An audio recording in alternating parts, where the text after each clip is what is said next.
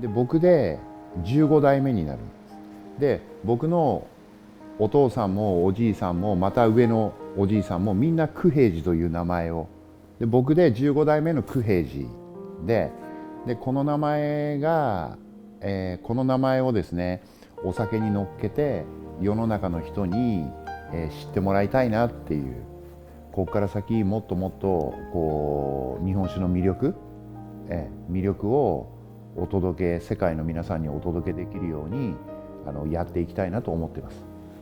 第一眼见到久野社长的时候，他个子很大，然后呢头发乱乱的，然后沿路开着车的时候呢，讲的全都是一路上没有停，讲的都是他的稻米，他的米怎么种的，他的米为什么比较好，他种米种的困难在哪里，他如何收成等等这一些，这也让我看到久野社长他对种植他的原料特别的在乎，这也是为什么这么多年来酿人酒瓶次从米其林餐厅的选用，一直到现在成为大家口中一个优雅口味风味的一个代表的一个酒。它的原因就在这里，因为他非常坚持在他的原料的创作，所以就让我们来看看这一集贴布导演酿人酒瓶次篇。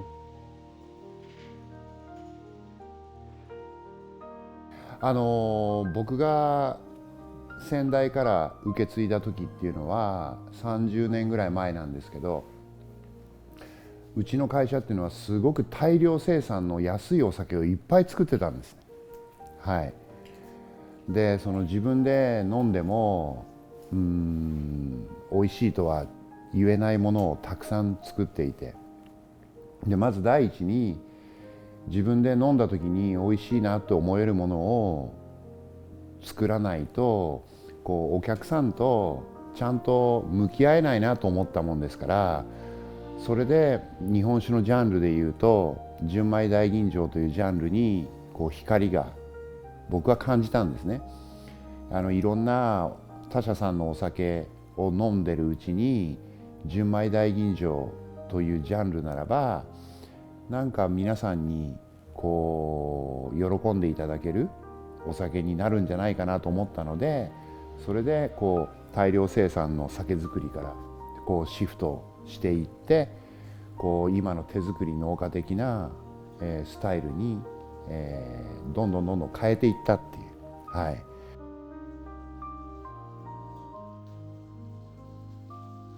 他的给我的这个最深的这个感觉就是，他是一个经营者，他是一个很浪漫的，但是又非常严谨的这么一个经营者。那么他对自己的这个酒呢是非常执着的，他对他的销售商，他卖给谁，或者说是餐厅哪家餐厅去用他的酒，他都是非常挑剔的。即便是在日本，他也是以非常挑剔而闻名的。不是说你很出名的人，你找我来拿酒我就给他，不是的，他是非常挑剔的。他为什么这么注重原料的品质？因为他请了很多法国的米其林餐厅的总厨，还有一些个在法国酒庄里面酿葡萄酒的这个酿酒师来看他的这个日本的清酒的这个酒厂。那么这些人来了日本之后呢，跟他提的第一个要求，我先不看你的酒厂，你先领我去你的地里面。他们到田之后，这些个人首先就是抓一把土，就抓在手里面，就在那看。所以呢，这就给他的一个很大的一个启发。他就说，我酿清酒，我一定要从原料开始。那么在日本的1000多家酒厂里面，真正的就是说全部都是自己种米，完了之后自己酿造的凤毛麟角，可以说真是凤毛麟角。お米を育てるのは農家さんで、それを買い上げて僕らはお酒造りを、業界全体はそれがスタンダードだったんですね。ですけどワインのスタンダードって、ワインって自分たちでブドウから育てるもんですから、僕たちもお米を自分たちで育てないとちゃんとお米のことを皆さんにですね説明ができないままには、なんか日本酒のことを語っていいのかなと思ったもんですから、それで2010年から自分でお米を育て出すという。はい。うちは全部何を一番大切にしてるかというと酸なんです。で酸があることでいろんなお食事との相性が広がります。这一款是他们的旗舰产品，叫比之岸这是他们最顶级的一款那个纯米大吟酿啊。然后呢，非常非常棒。然后还没喝之前，那个味道一闻，它就整个风味非常的集中到你的鼻腔。然后呢，这个我喝起来呢，第一个是它的芳香非常的宜人，然后呢，很明显的那种除了纯米大吟酿常见的那种花香、果香、白花、茉莉花，或者是一些有一点点淡淡的那种柠檬的味道，但又不是那么的明显，还有一些清甘的味道。然后呢，是非常高雅的一个酒。我们可以看到，我们今天喝的这款酒是2022年的那个米。然后呢，他们的特色是，它会把每个年份的米呢放到这个酒瓶上，等于是它有点年份酒的概念。22年はすごく暑い年でした。暑いとお米の中が水分が飛んでっちゃいます。あと未熟なお米も増えてしまいます。そんな年は僕らは何を一番最初にするかというと、お米収穫した後、お米をすごく丁寧にセレクトします。しっかりセレクトされた大きくて重いお米だけを使ってお酒にしてます。你说它重视现代化的这种酿酒技术，但是它也很注重传统。我们去看它的酒厂，它几乎每道工序几乎都是手工。这是我见过的，就是在日本酒厂里面手工最多的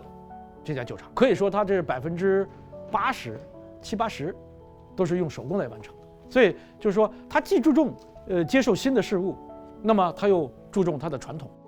我们在拍摄它酒厂的时候呢，突然我在拍摄到一半，就听到那种滴滴滴那种好像货柜车运输的声音进来，而我很好奇啊，我就出去外面看。结果发现呢，它的工人是用那个货车拖着2大桶的水进来。为什么还要运这个水进来？我问了那个社长，社长就说，因为呢，其实他们在名古屋，他们是在一个住宅区，然后呢，他比较过名古屋的井水跟自来水，对于酿酒来讲不好喝，所以呢，他特别在1997年，他意识到这个问题之后呢，他就特地不远千里，每天来回6个小时呢，跋涉请人去运这个水回来做他的酿造用水。我们都知道，清酒里面呢80%都是水。你做完的酒如果没有经过稀释呢，它叫原酒。稀释完之后呢，就我们大家这边常喝的一个清酒。所以水的好跟坏，水的品质的优良与否，对于酒的一个风味跟它的成品的品质影响非常大。这也让我们看到了不辞千里去运水的一个酒业社长，他对于他的酿造多么的执着跟用心。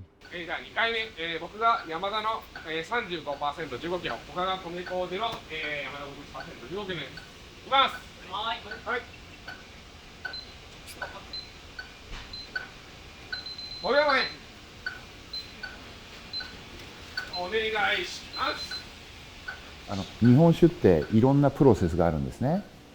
でそのプロセスの中で人間の手が入れば入るほど飲み物として出来上がるときになんか機械的になるんです。ですからギリギリまで人間の手を入れるプロセスを省いてます。それがテーマに近づける2つのポイント。1つは原料、いい原料を自分で育てる。もう1つは極力人間の手を入れない。はい、でも人間の手をまるっきり入れないとそれは腐っちゃいますから、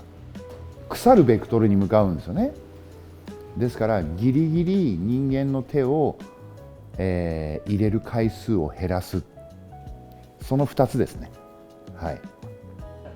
我刚刚在喝这款酒的时候呢，就觉得有一点微微的气泡，有点像香槟的感觉，但是它不像香槟那么的 bubble 那么多啊，它就是有点刺刺的，然后呢感觉很新鲜。如果是装瓶的，怎么会还会有这种类似瓶内2次发酵那种口感？他跟我讲是因为他们在火入的时候，一开始瓶盖是稍微松一点，因为酒呢加温之后，它往上升一点酒液，等到他们要开始进行下一个步骤的时候，他们会有个机器直接把酒塞一压紧，把2氧化碳保留在这个酒液里面，所以呢会产生这种微微的气泡，这也是他们强调的一个工艺，这个是很特殊的一点。这一款是35，是他们的别挑吧，但是呢，我说一句实在话，我刚喝了比之岸之后，现在都觉得，也是好酒，但是呢，确实你一开始喝最好的酒，再往下喝的时候，会有点点口腔的不满足。不过它确实还是很棒，因为一开始闻的时候呢，它很明显它的饱满度跟它的浓郁度就比第一款增加了很多，而且米的滋味会更多了一点。这个闻起来呢，我觉得啊，第二款的那个别挑呢，它的感觉它的甜味跟滋味比这个稍微还比这个还重一点，但是这个精米薄荷是40%的，但是它喝起来呢蛮清新的，确实刚刚闻的时候跟第一款的风格很接近，但是喝起来还是有很大的差别。然后这一款感觉就是更甜顺一点，第一款是比较清新优雅，酸度高，这个酸度没有那么高，但是呢很顺口，在口腔里面非常的柔滑。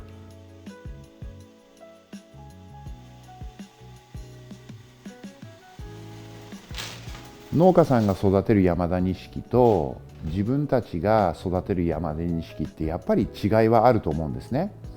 で僕らは量を1枚の田んぼからたくさんのお米を収穫したいがためにお米をやりだしたんじゃないもんですから、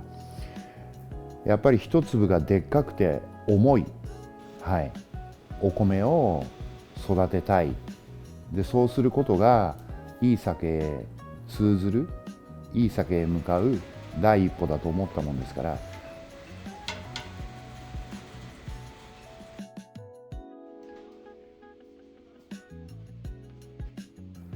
这一款的精米薄荷是45%的精米薄荷，所以滋味呢会稍微更浓郁一点点，然后呢感觉会有点稍微辛口一点。这款酒呢，其实我一直觉得它的风味介于熏酒跟爽酒中间，就是口感很清冽，然后呢就是感觉我说辛口的感觉是稍微清冽，有点刮的感觉，但是那个刮不是不好的感觉哦，是很容易解腻的感觉。果然刚刚那个酒庄主他就说呢，基本上他这款酒他觉得它非常适合中餐，因为它可以很好的解腻，然后对于女性也非常的友好，就是喝起来呢会格外的清爽。这款酒呢，其实我们要说一下，酿人酒瓶是被大家所熟知呢，其实就是因为来自于这款酒。但是这款酒恰恰也是它这个所有系列里面呢最普销的一个系列。这个呢，其实它这个写了一个法语，它的意思就是希望之水。它也是第一款进入到米其林餐厅的清酒，这是一个很大的里程碑，也是因为这款酒让大家认识了酿人酒瓶次。这款酒很好喝。我相信如果你不喜欢喝米酒或清酒的人，你喝到这款酒呢，你会觉得很好的接受，所以我能够理解为什么它会被选为餐厅那个米其林的搭配使用，因为它几乎应该是很百搭，因为它的酸跟它的滋味呢非常的平衡，然后结合得非常好。那前面这几款酒呢，可能就是稍微滋味重一点或甜一点或者是清新一点、花香一点。这款酒它做到100%的平衡，所以你不管搭什么餐，中餐、西餐，我个人觉得都是非常的适合。真的好喝啊！那个真的一喝，这叫垂直品鉴，一喝出来就知道真的等级不一样。来豆走。这款酒他们是用雄挺米做的，精米薄荷可能比较不容易达到纯米大吟酿级别以上的，是跟500万担一样。然后呢，他们这个做到40%。然后呢，这个酒一喝起来就是很狂野的一个感觉，就是确实里面就是一到嘴巴很奔放啊，这种酸度啊，然后那种各种风味都集中在一起，很浓郁，一直在你口腔里面迸发出来。在酿人酒瓶次这个工厂里面呢，他们所有的酒呢，所有的制造工艺流程完全一模一样，用一样的水，然后呢，只是米的精米薄荷不一样，然后呢出来的各种不同风格的一个酒，还有譬如说雄挺跟三天井不一样。所以呢，如果有机会的话，其实你对清酒有兴趣，或者说你想更深入清酒的知识，或者是你增进你的清酒感官训练的话，其实我会建议你买一整套的酿人酒瓶次的酒，从最高端的比兹安一直到雄挺这边，因为你会发现不同精米薄荷即使是一样的米、一样的水、一样的制造工艺、一样的条件之下，产生的风味完全不一样。这是最直观让你可以学习清酒的一个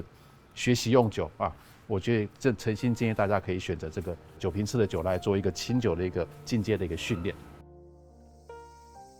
每年的酿造季呢是从10月到明年的1月，在10月到1月是酒造最忙的时候，在1月之后，他的工作人员呢，就是所谓的匠人呢，他们是必须去种田的。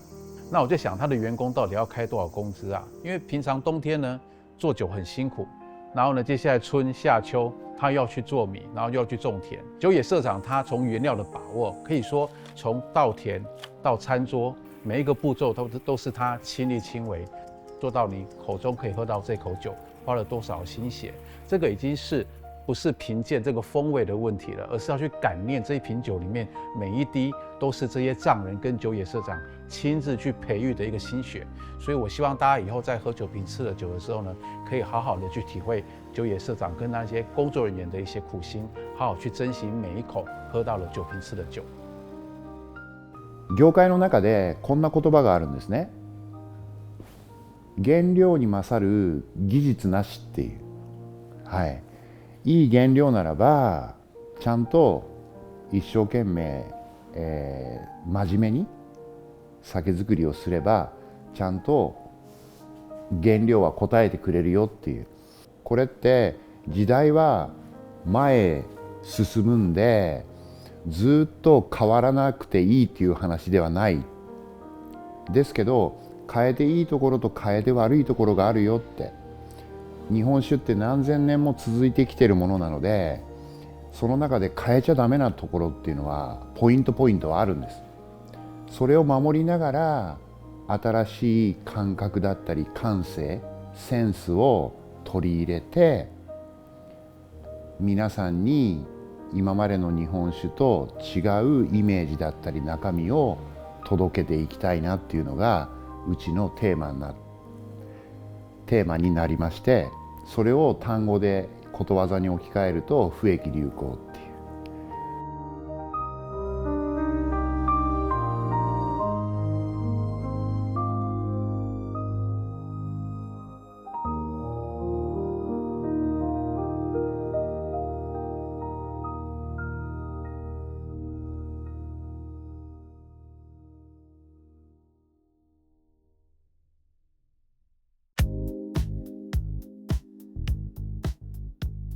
酒野社长的酒呢，我做过一系列的垂直品鉴。